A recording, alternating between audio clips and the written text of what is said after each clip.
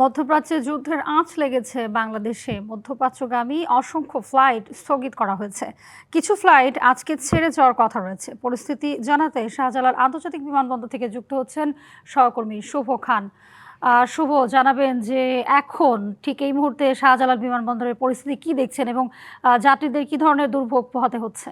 জি, আসলে যদি আপনাকে আমি জানিয়ে রাখি শুরুতে, আসলে এই মুহূর্তে হজরত শাহজালাল আন্তর্জাতিক বিমানবন্দরের প্রতিদিন প্রতিনিয়ত এই সময়ে যেমন যানজট লেগে থাকে বা যেরকম যাত্রীদের ভিড় আসলে দেখা যায়, সেটি কিন্তু আসলে এই মুহূর্তে দেখা যাচ্ছে না। কারণ আরও একটি বিষয় হচ্ছে যে বিকালে বাংলাদেশ এয়ারলাইন্স থেকে একটি তথ্য পাঠানো হয়েছে। সেটি হচ্ছে যে দুবাই, আরব আমিরাত এবং দোহা, এই তিনটি দেশ বাদে সব দেশেই, মধ্যপ্রাচ্যের সবগুলো দেশেই স্বাভাবিকভাবে বাংলাদেশ বিমানের চলাচল স্বাভাবিক থাকবে। তবে অন্য যে এয়ারলাইন্স, সেগুলো কিন্তু আসলে বন্ধ রয়েছে গতকাল থেকেই।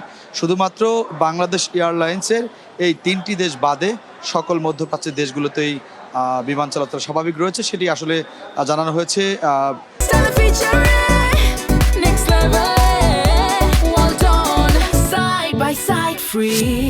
এই বিমানের যে কর্তৃপক্ষ রয়েছে সেখান থেকে জানানো হয়েছে।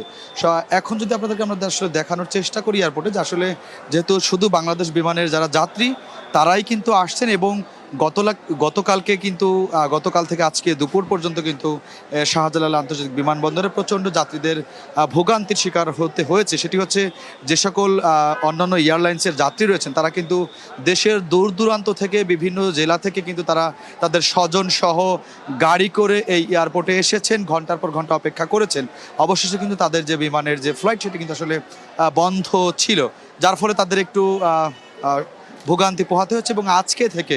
এবং আজকে থেকে কিন্তু বিকাল থেকেই যে বিমান চলাচল, বাংলাদেশ বিমানের যে স্বাভাবিক, সেটি কিন্তু আসলে বাংলাদেশ বিমান থেকে জানানো হয়েছে যে তিনটি দেশ বাদে বাংলাদেশ বিমান এয়ারলাইন্সের যে চলাচল সেটি আসলে স্বাভাবিক রয়েছে, এবং অন্যান্য এয়ারলাইন্সের ক্ষেত্রে এখনও কোনো সিদ্ধান্ত আসেনি। তবে এই মুহূর্তে শাহজালাল আন্তর্জাতিক বিমানবন্দর আসলে কিছুটা যাত্রী শূন্য, যেহেতু অন্যান্য ফ্লাইটগুলো বন্ধ রয়েছে, শুধুমাত্র বাংলাদেশ বিমান এয়ারলাইন্সটা চালু রয়েছে।